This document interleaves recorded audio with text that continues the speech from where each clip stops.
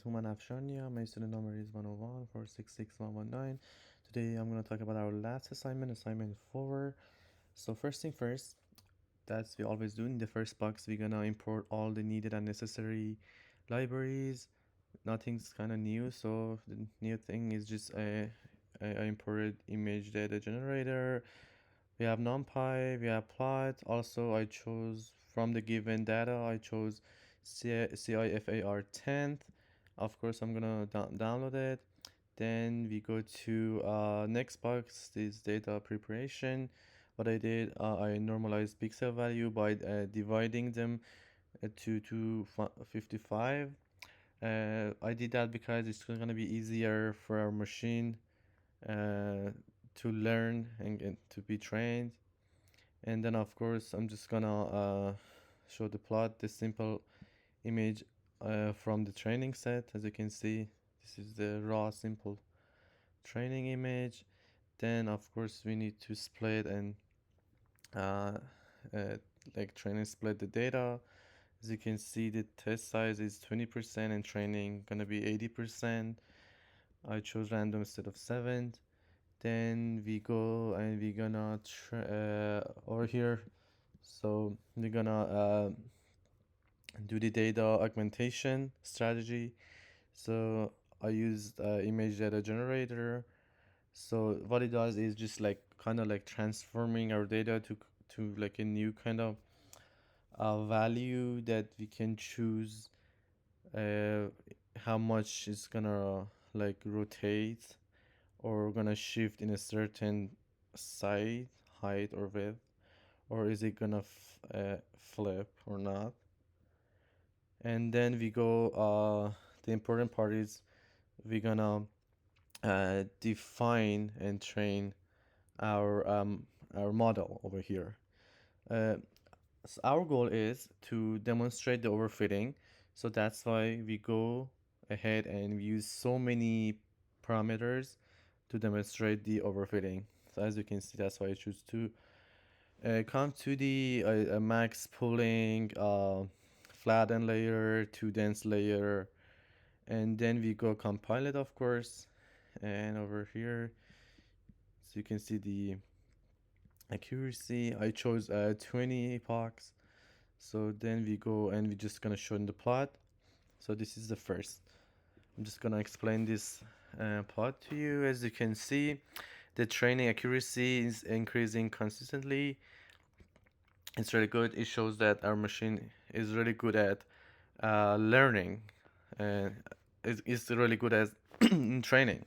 But the um, validation accuracy is not good at all. It's fluctuate a lot. As you can see, it has so many sharp high rise and like falls, and as it goes by, the gap between these two lines getting bigger, so it shows the obviously shows the overfitting is happening here because we don't have any regulation, of course. So this is a good example. So it, and also we're gonna show the loss comparison too. You can see the training loss decreasing consistently, steady, and but the value loss, as you can see, it's not like stable at all.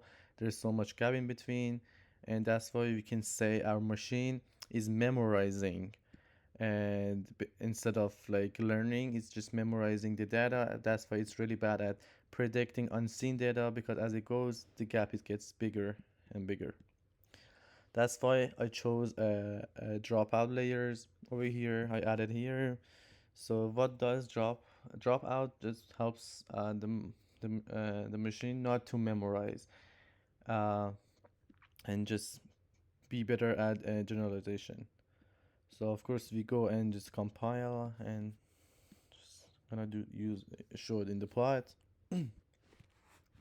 So as you can see, the improvement is a lot. As you can see that training accuracy is getting better, increasing, and the validation accuracy got much better.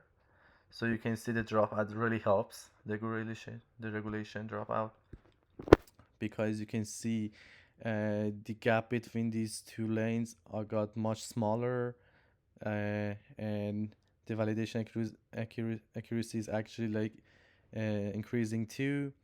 Is way more stable over here too. You're gonna show the loss with dropout. So the training is decreasing constantly, and the validation loss too, but it has some kind of fluctuation, but it's way more uh, stable than without any regularization. So we can say that over here, in conclusion, our machine is kind of better in learning and generalizing the information instead of just memorizing it. So dropout is it helped a lot. And then, uh, sorry about this.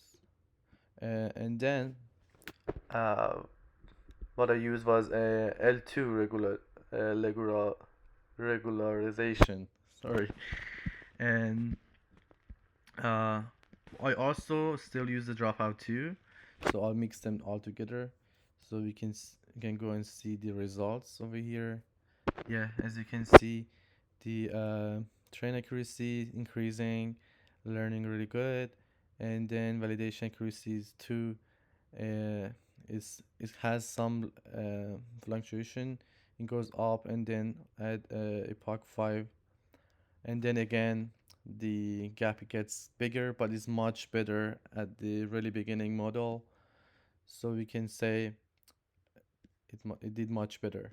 And over here the training loss decreasing, and also the validation loss too. And so overall we can say that our machine is much better in guessing and generalizing our data instead of just relying on the training and memorizing it. And I think that's it. Thank you so much.